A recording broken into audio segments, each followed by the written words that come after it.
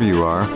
Probably most of you have heard about the news today regarding Amelia Earhart and what has been found.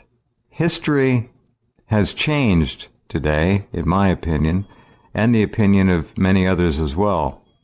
Amelia Earhart and her navigator, Fred Noonan, vanished July 2nd, 1937, about 4 years, give or take, before we were formally at war with Japan. We were not at war with Japan at the time. So Amelia Earhart, as a private American citizen, and Fred Noonan were flying around the world. And you know the story. She disappeared July 2nd, 3 days ago, in 1937. So, what happened? Somebody going through the National Archives, now declassified, in which that time period was represented, found a photo. And I don't know, through instinct or luck, looked at that photo and began to add things together. We've got the story up at the top of the home page. The video is up there. I want to congratulate the History Channel. Apparently this Sunday night is a 2-hour documentary on this whole thing. We know now what happened to Amelia Earhart and her navigator. We're going to talk about that this hour and perhaps some other things later on. But to do that, we've got two people who are uniquely qualified to step in and talk about this. And first I want to mention Yoichi Shimatsu, who is standing by and will be with us in just a few minutes. He is, without question, one of the world's preeminent environmental writers and geopolitical analysts. He has made massive contributions to this program and website, as you well know, regarding Fukushima and many other things, including Pizzagate. And he has even written about Amelia Earhart and the truth about her in the past. So let me first just say hello to Yoshi. Are you there, Yoshi, now? Yeah, I'm in Hong Kong. I've been in South Korea, as you've probably known, investigating the disinformation, the false flagism, all the stuff that's been going on there by not just the U.S. Army Ballistic Command, but all by Blackwater. You know, they have a front group, a Native Alaskan corporation called Chenega, which is staffed by people from Academy, which are Blackwater, which run most of these X-band radar sites that are attached to the missiles. The missiles themselves don't work. Raytheon missiles do not work, folks. See what happened at Iraq, all these tests at Kwajalein Island, which is right where, in fact, Amelia Earhart was at Kwajalein Island, in fact. You know, that's a testing ground, and one of the reasons it's a testing ground is so you can't get in there to get any evidence about Amelia Earhart. This pattern of disinformation, it shocks me. I'm a pretty hardened journalist. You know, I've been at it a long time. Yeah. I'm astounded, and I'm really grateful also the History Channel is exposing this thing, but I think there will also be a lot of factual issues here as to the Japanese capture, execution, and the Roosevelt administration's rather dubious role. And don't leave out the British. The British were right there in the vicinity. Yeah. We're going to get to that. So we're going to get to that in a few minutes. Collusion that's gone on a long time, and in fact continues to affect everything around us today. Okay? Yeah, Yoshi is right on. We're going to talk to him about that in just a few minutes. But first up is our colleague Richard Allgire, one of the world's premier remote viewers, who has a lot to say about the Amelia Earhart disappearance and remote viewing. Dick, welcome back. This has been very enlightening to me. I didn't know you did this years ago. Oh, hi, Jeff, and hi, Yoichi. The group that I trained with in the 1990s, that was the biggest project. That was one of our biggest projects. It has been unpublished, but we have a safe full of material on that. So we did a lot of work, and I can get into how that happened. But we're very interested in this feedback. Why is it that people are so interested in Amelia Earhart after all these years? There's still a fascination with that. There is. There's several reasons. I guess when somebody essentially vanishes, two people, into the unknown, it's a mystery. And you know what they say, the world loves a mystery. This is certainly one of the most dramatic mysteries of our, well, the last century, for sure. So tell us, Dick, if you will, about being tasked and some of the work that you can share with us about Amelia Earhart and what you, if you can share it, what you determined had happened to her. And this is going back 10 years ago. Oh, no, this was almost 20 years ago. 20 Jeff. now. And let me say at the outset that Courtney Brown and Farsight Institute, Courtney Brown actually has very little interest in Amelia Earhart and has never tasked that. So anything I'm talking about is not a Farsight Institute, not Dr. Courtney Brown work. Okay. This precedes my work with him. It was a group I was training with in Honolulu starting in 1997. And what we would do, we had classes with up to 16 viewers at a time doing months and months of training.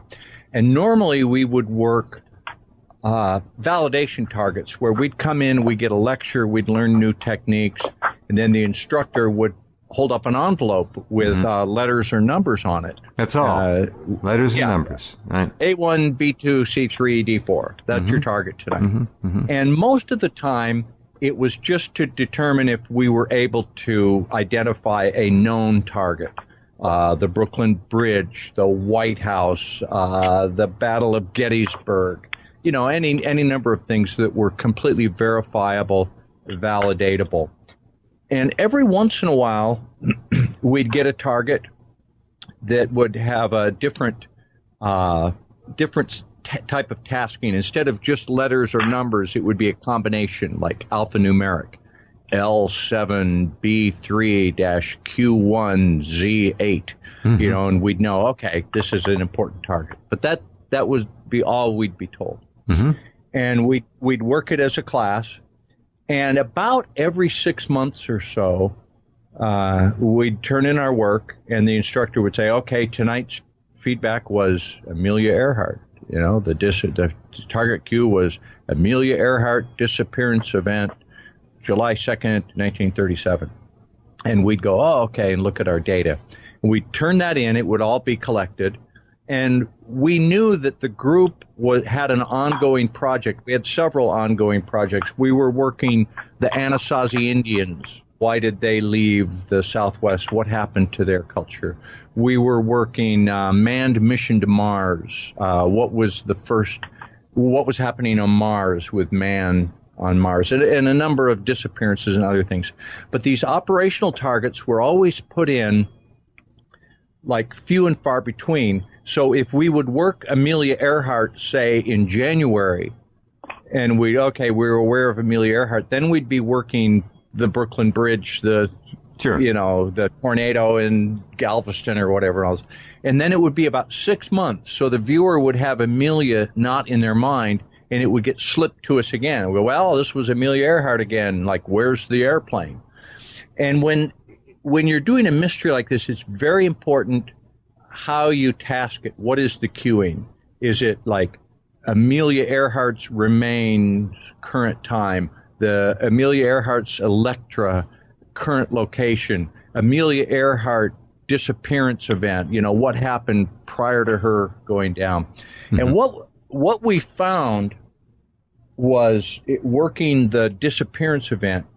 If you're working that as a remote viewer and the plane ran out of gas or had engine trouble and spiraled into the ocean and crashed and they died and it sank to the bottom, that would be one event. That would be a pretty straightforward thing to perceive. And what we found in working this over a number of years, I think we worked it, because it's starting in 97, 98, and I know it was being given out in this century, in the 2000s. So we might have accumulated 30, 40 sessions or more on That's this. Amazing. That's probably your I most didn't work at 30 or 40 common times. session. Yeah. But, you know, I can remember 3 or 4 times that I was tasked it. So, and what we found was the disappearance event seemed to be a longer story than what we would have thought. Let me explain. Viewers were all over the place. Like, one person might have said, well, I saw two people. I think one was a woman. The woman was injured and she was lying down. There was a man, he was tied to a chair, and there were armed guards. There were men with rifles holding them prisoner. And that was some actual data that we got, and it took one or two viewers an hour to just say that much. Never, you might work it and have no idea that it was Amelia Earhart. That's not how remote viewing work. I know it's been presented lately that every viewer calls target and figures out what it is and gets every aspect of the target. But the truth of it is, you just get little glimpses, good data and bad data, and you don't really understand. It's just fleeting little right. Bits and pieces. We want to keep in mind that this is legitimate time travel is what you're doing. Yeah, we're going back into the actual event. Right. So I remember, I believe one viewer saw an airplane being lifted aboard a boat, like a crane or ropes, lifting an airplane. And other viewers at some point said, well, we see an airplane being pushed into the ocean, being pushed over a boat. And that doesn't make sense to us at the time. Like, okay, how did Amelia Earhart crash? Well, her plane was pushed off a barge. You starting to get that? Yeah. We need to put this through analysis. Now, we've got pages and pages and pages of data that's locked in a safe. It was never published. The curator of the data always said, I said, let's publish it. And he'd say, well, no, let's hold off. It's too good. It's too valuable. I don't want to throw it out there. We just so we may yet see it. Maybe this History Channel will. I think, it'll be published someday, especially if they solve the mystery. Now, as for the time, it should have been published before this event. I guess you have to take our word that it's there. We've got. Right. I mean, it's old, yellowed paper. It was done in the 1990s. So, well, if you were there, Dick, that's good enough for all of us. We know you. So, yeah. Now, so the viewing, and I'm going to get one more question from you, then go to Yoichi. The viewing you did on this target, can you tell us what you came up with that would be relevant to the History Channel?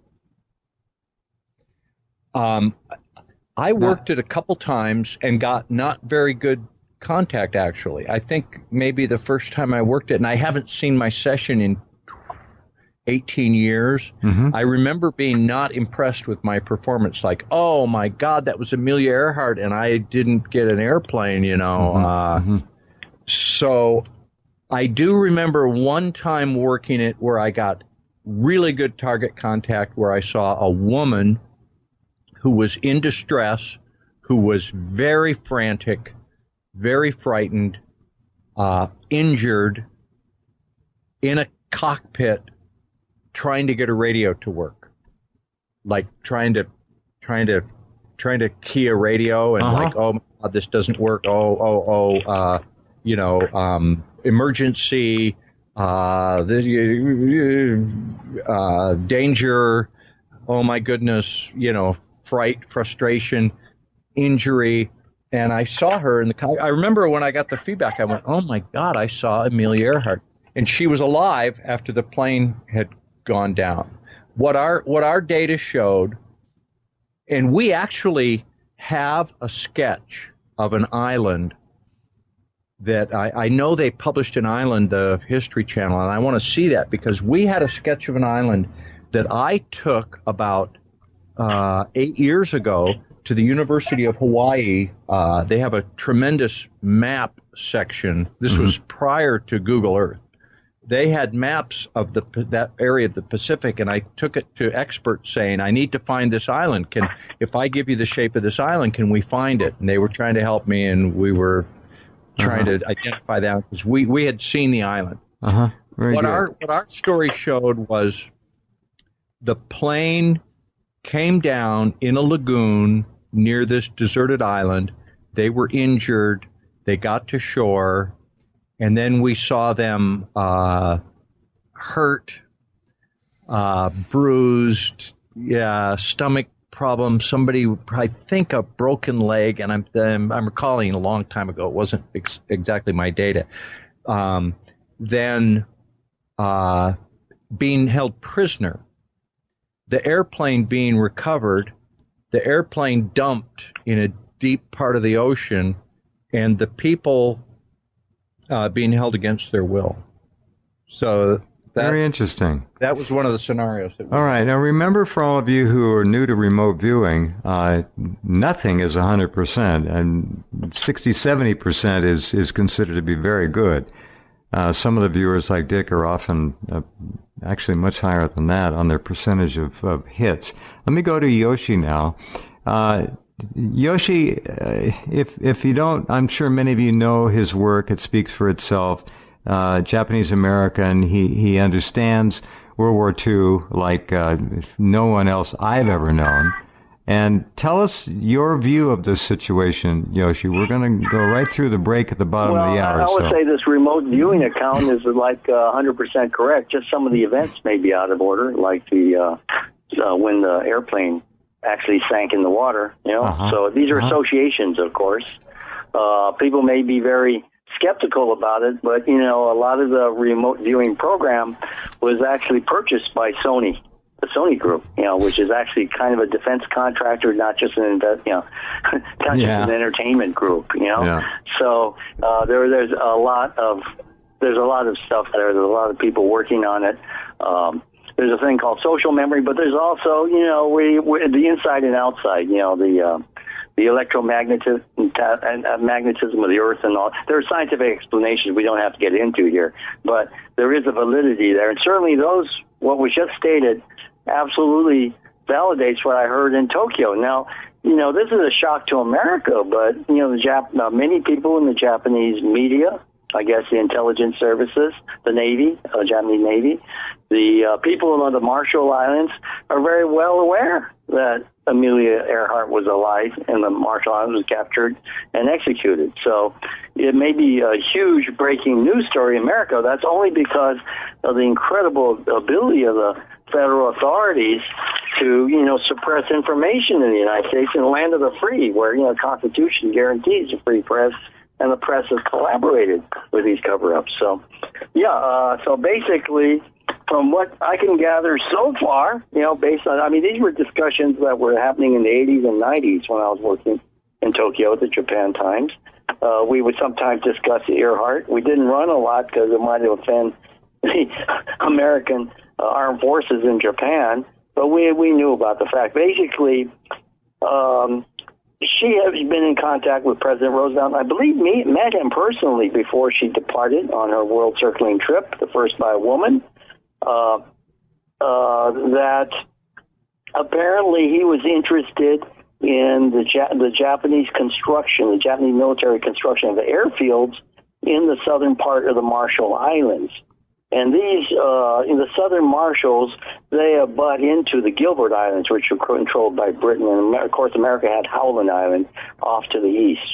So this would be the southern and westernmost Japanese military facilities facing Hawaii and California. So he had an interest in that. And I guess part of the deal was that he would offer her some support from the government. I guess it's all secret. This is speculation right now. In exchange for some information about that. Now, I don't know exactly. I think one of the key mysteries is whether Amelia Earhart had a camera aboard her plane.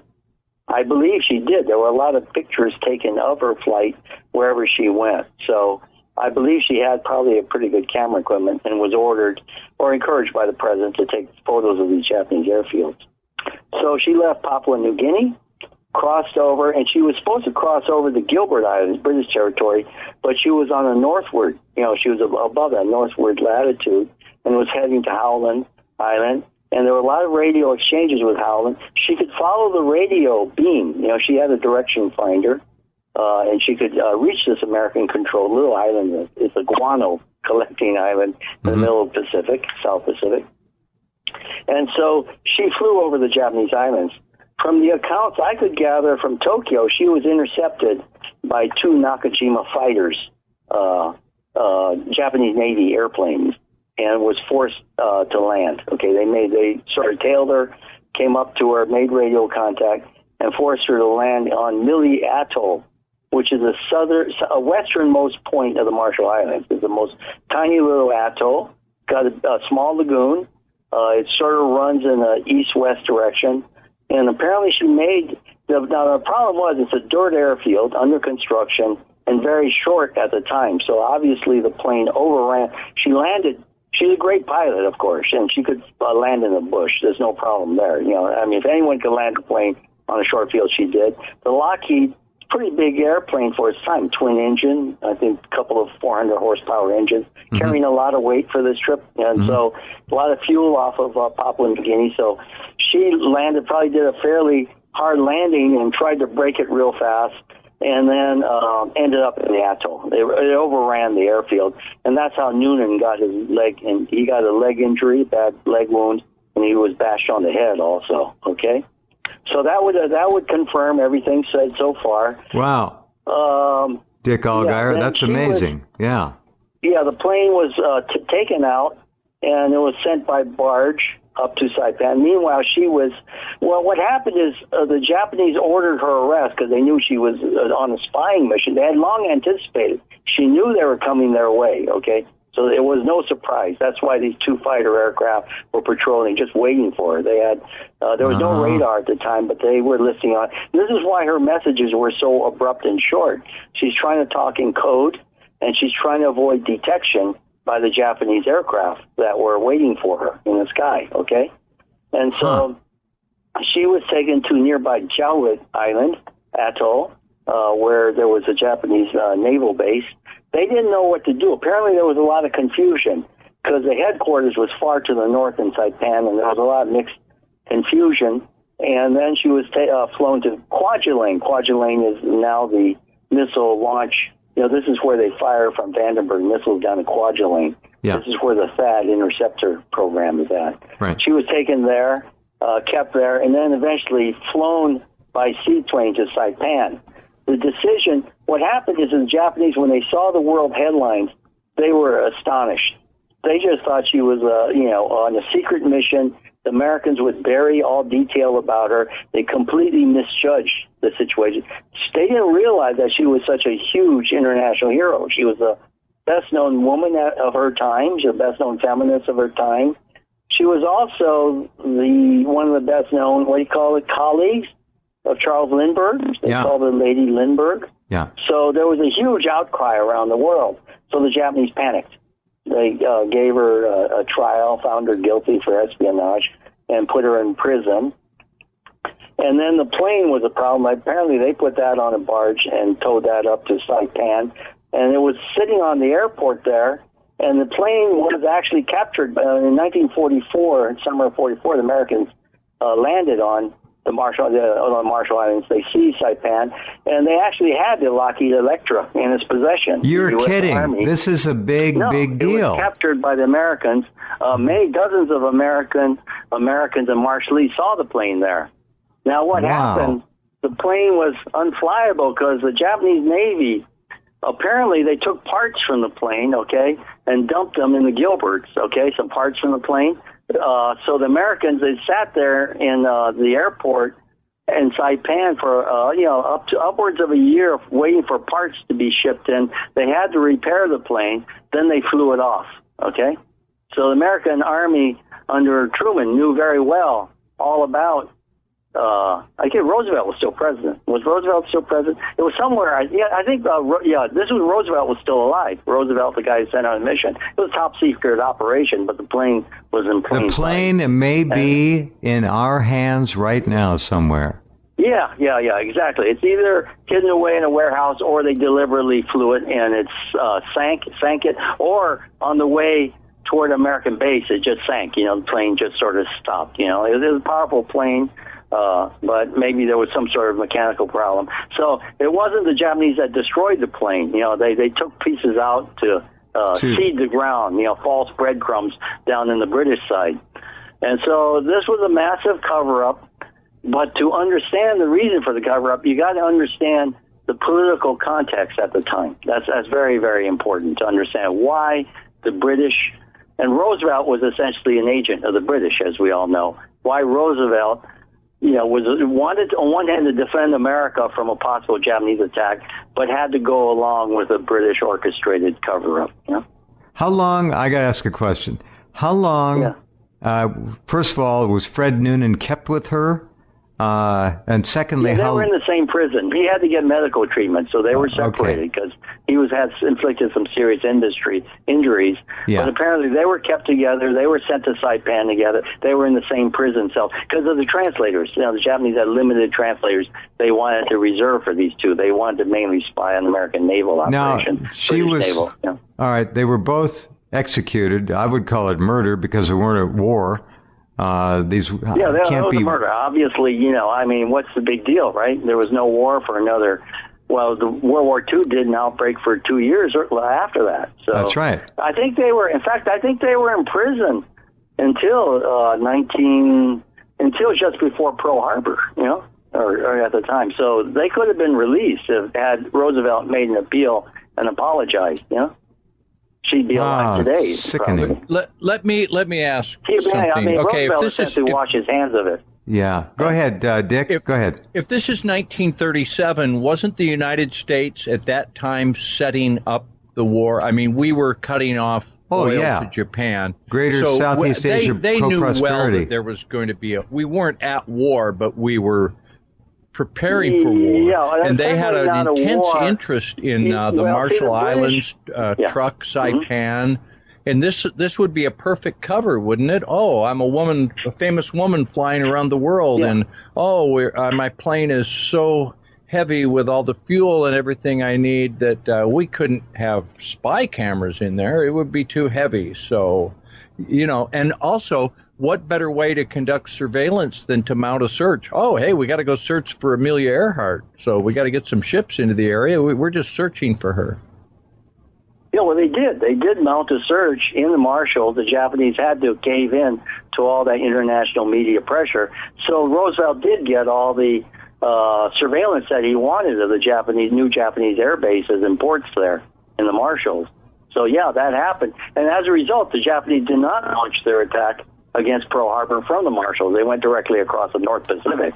So it did alter the war. But we have to see the British and Americans were not on the same page at the time. You have to understand in 1937, Germany was supporting Chiang Kai-shek. Hitler supported Chiang Kai-shek in the Battle of Nanjing, Battle of Shanghai, against the Japanese. So the Japanese and the Nazi Germans were fighting each other at the time in China. And Britain wanted to keep Japanese on the side of the Anglo-American-Japanese alliance against Germany. Wanted the Japanese to fight.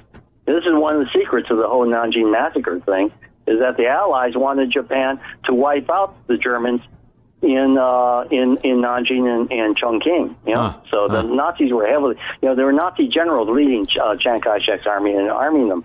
So there was a conflict. The Americans wanted to protect their interests and the Dutch interests, the Royal Dutch Shell in the Netherlands, whereas Britain wanted to keep Japan after Germany, essentially, to control. Britain's main objective was to keep Germany under control. So I think that this policy split was one of the reasons for all the sort of the crazy politics behind the Earhart scandal, essentially. Yeah.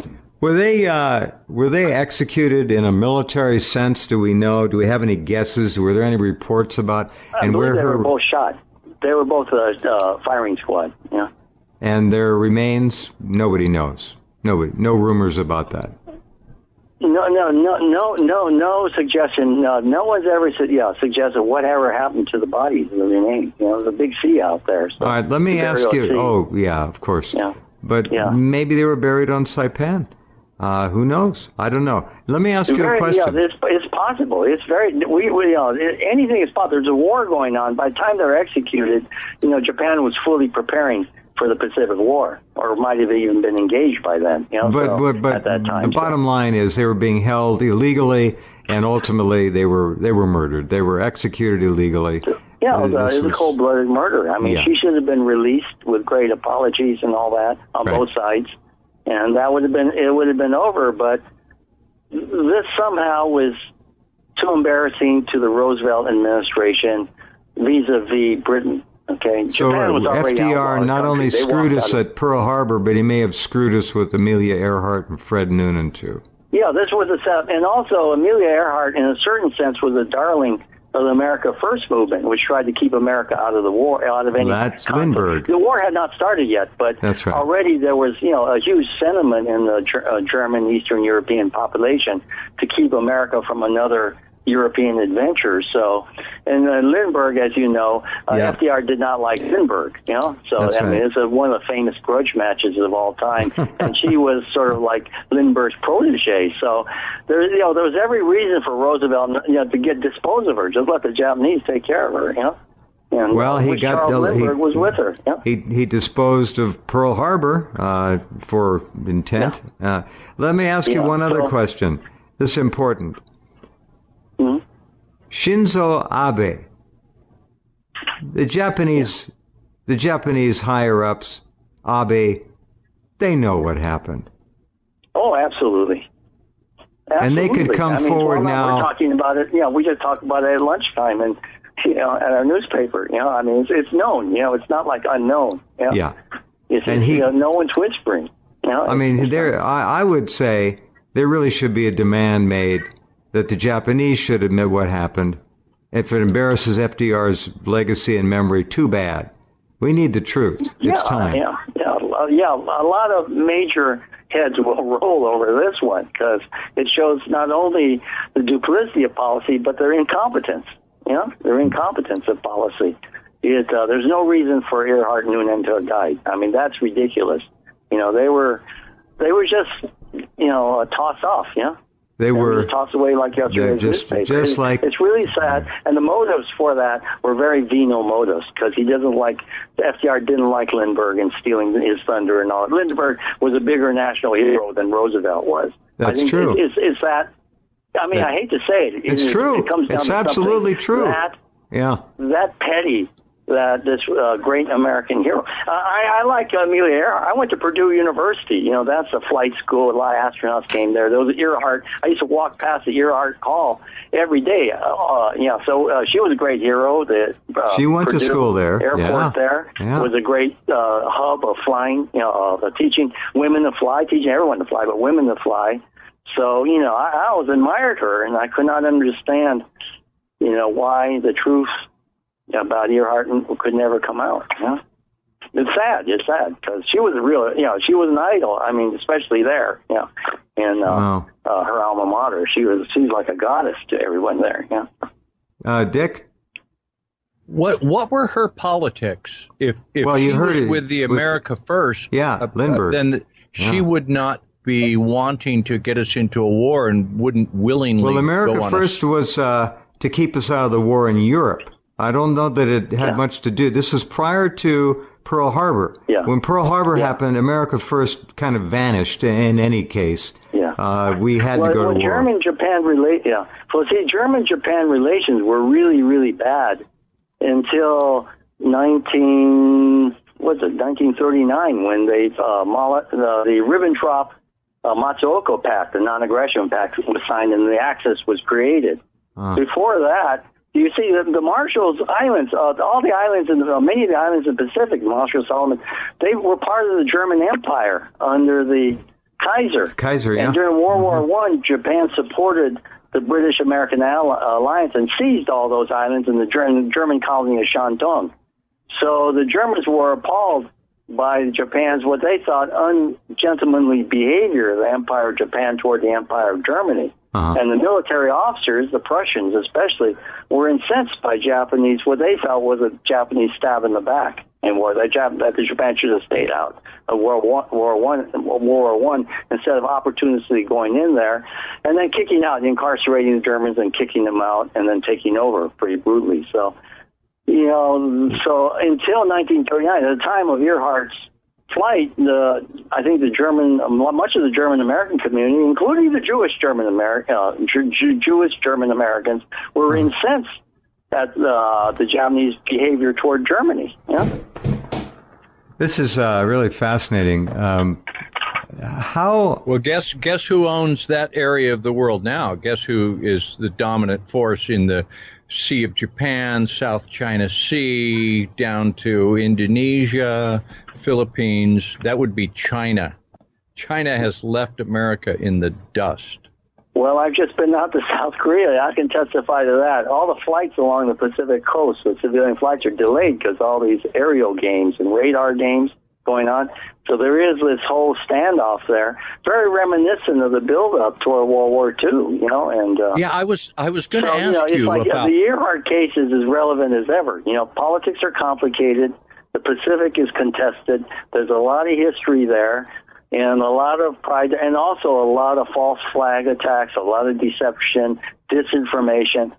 So it's all there. And, you know, one of my big frustrations is to report on that, to show that, you know, I was just in South Korea showing this THAAD thing is just a tremendous, this anti-missile system is a tremendous deception, you know, with many layers of deception to it. It's you know, the reason the anti-missile successes have occurred is because the target drone warhead coming in at the THAAD missile or Aegis missile, whichever missile they're using, they've apparently admitted some time ago that they put transponders on the target warhead coming in so that the intercepting missile can find it.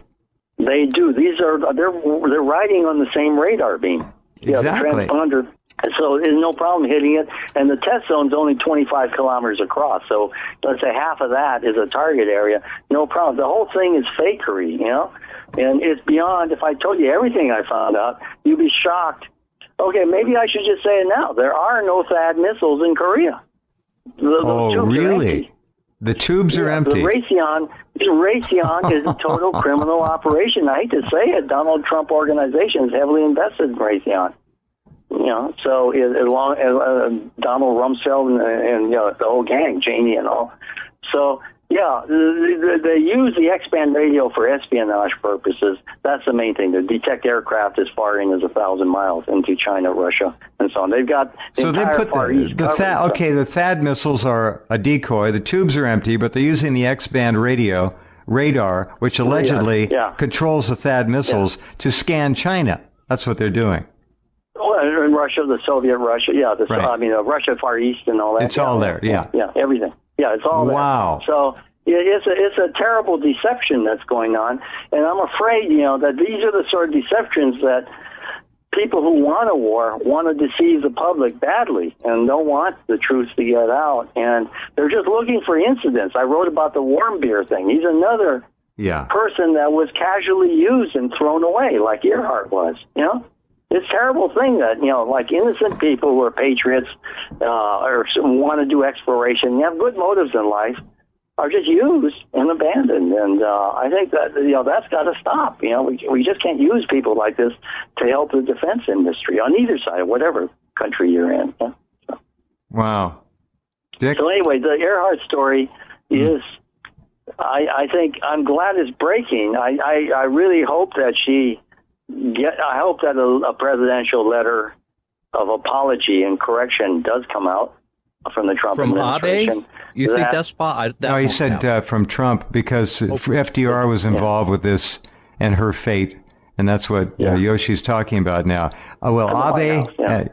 Will Abe have to respond to it? He wants to win. He still wants to win World War II. This guy is a total historical maniac. He'll apologize for Amelia Earhart right after he apologizes for the Korean comfort women, which is not going to happen. Exactly. Exactly the point. In fact, he'll say, send over some more of your female heroes. You know, I mean, this guy's a maniac. He has to be gotten rid of. I think a letter of apology from him wouldn't be worth, wouldn't be worth Japanese script they issued in the Pacific War. It wouldn't be worth that much. You know? So no. I hope the American people, I hope the White House, the State Department finally admit the truth about what happened, admit to all the deceptions that led to World War II, the conniving between the Americans, Japanese, and the British, and whoever else, and admit that she was a victim of this political intrigue between these great powers. She was used and we'd be very thankful, away. I think, also the people of the Marshall Islands for keeping the truth alive, They did. People who haven't really, they suffered the war, the brunt of all these invasions and wars, and yet remain honest enough to tell the truth.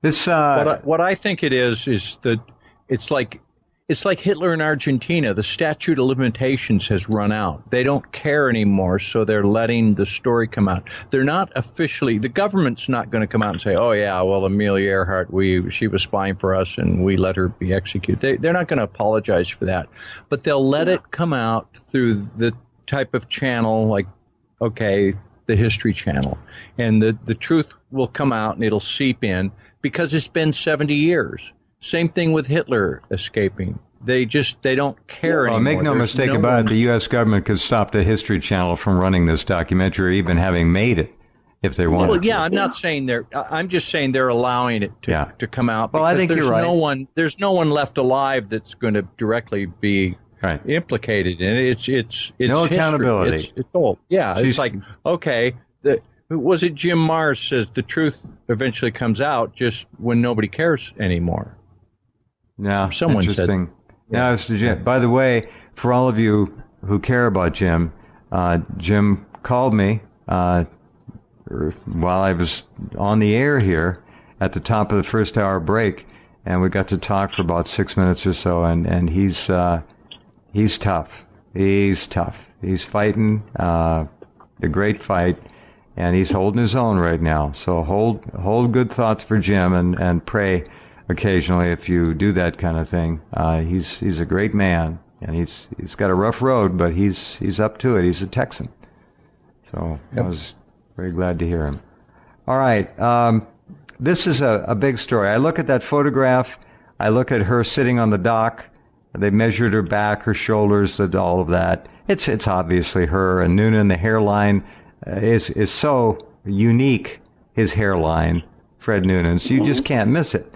And there's a 2-minute, 3-minute trailer about this, and it's about the History Channel thing. Let me play a little bit of this, see if we can get some of it out here.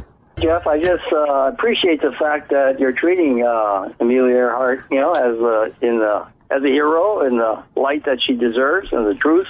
Well, she was betrayed. Okay, that's the word. Yeah. By her president. And I hope, that, like at Purdue, she remains a model for women everywhere, especially in America. And more so now than ever. To these political, these politically sly, double-tongued, females in politics.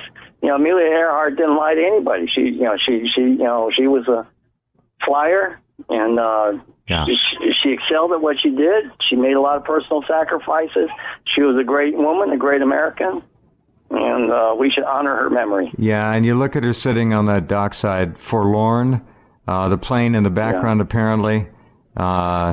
Just an extraordinary picture. Yoichi, thank you very much for sharing that. We do not know what her sacrifice entailed. Had she not died there, perhaps it wouldn't have been Pearl Harbor bombed. It might have been Los Angeles and San Francisco, from that southern route. The Japanese Navy could have launched an even more effective attack on America. So that's a very important point. We don't know how history plays out or why it plays out. No. But she was definitely a heroine in her time. Thank you, Yoichi. Thanks. Mm-hmm. Okay. Talk soon. Okay, Dick, get a final comment from you. Well, she may have actually been braver than we know. She may have been a real hero.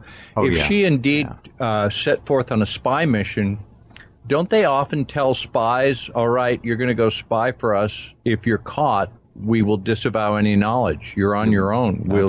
That's traditional. Yep. This is one of Amelia Earhart's planes as she flew. Yep. Yeah.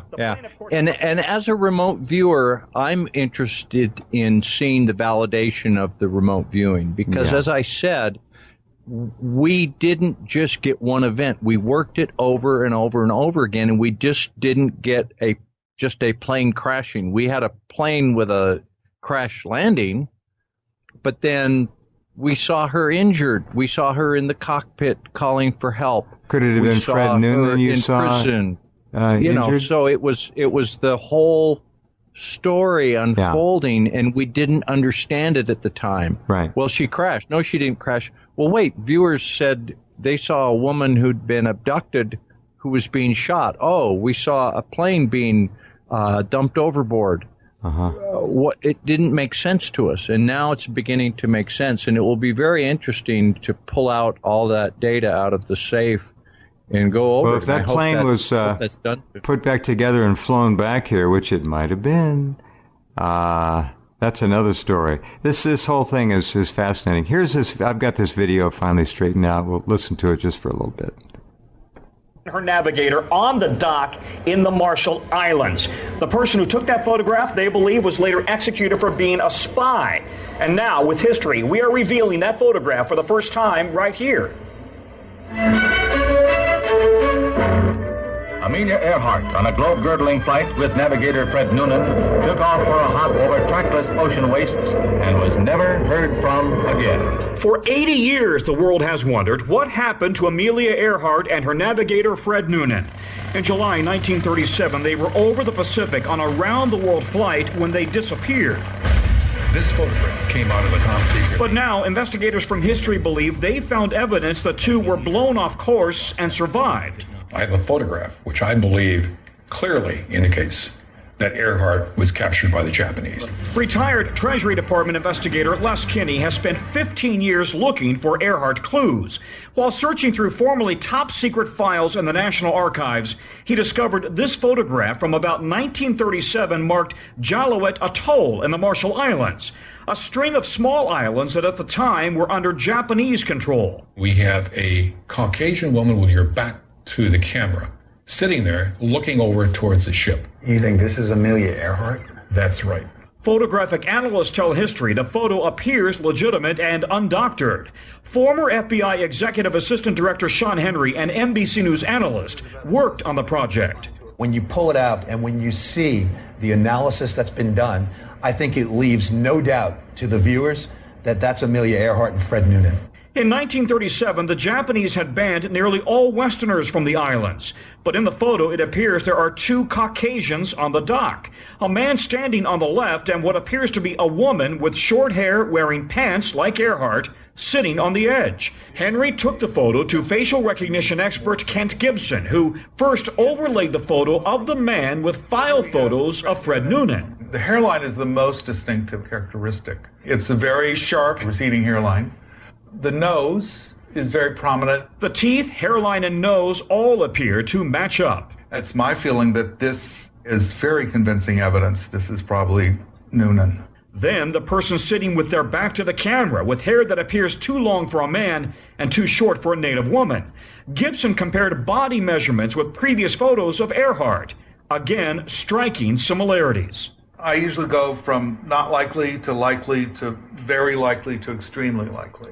And I'd say this is very likely. And there's more evidence. In the distance, the Japanese ship Koshu, which is towing a barge with something measuring 38 feet long, the same length as Earhart's plane.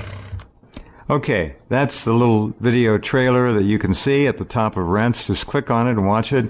The History Channel will air this 2-hour documentary Sunday night. Dick, anything to add to this? This has just been a fascinating hour. Just fascinating. It's really been a fun hour, and it's great how live radio works. I had no idea we were going to be talking about this when I woke up this morning. This all just came together like just now. Indeed. All right. Talk soon, Dick. Thank you. All right. Take care, Jeff. Okay. Good night. All right. Wow. You just wonder how long she was held in prison, what kind of conversations there were, and how she met her end. Betrayed by FDR, betrayed by the war, betrayed by common humanity. How ironic. We will be back tomorrow night.